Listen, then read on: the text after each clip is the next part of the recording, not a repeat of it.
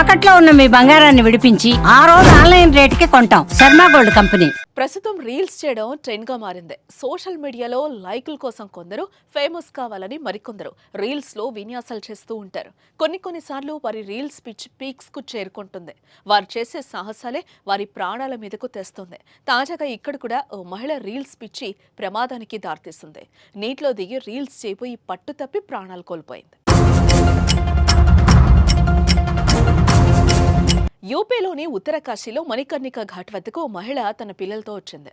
అలా అక్కడికి చేరుకున్న కొద్దిసేపటికే రీల్స్ చేద్దామని పిల్లలకు ఫోన్ ఇచ్చి నీటిలోకి దిగుతుంది. అలా దిగుతున్న క్రమంలో పట్టు తప్పి కాలు జారడంతో నది లోపలికి వెళ్ళింది. అయితే అప్పటికే అక్కడ నదీ ప్రవాహం ఎక్కువగా ఉండడంతో జారిపడిన కొద్దిసేపటికే గంగా నదిలోకి కొట్టుకుపోయి చనిపోయింది. ఇకపోతే అప్పటి వరకు తల్లితో సరదాగా గడిపిన పిల్లలు ఇక తల్లి లేదనే విషయాన్ని జీర్ణించుకోలేకపోతున్నారు. తల్లి నీటి ప్రవాహానికి కొట్టుకుపోతుంటే మమ్మీ మమ్మీ అంటూ వారు పిలుపులు సోషల్ మీడియాలో వైరల్గా మారాయి.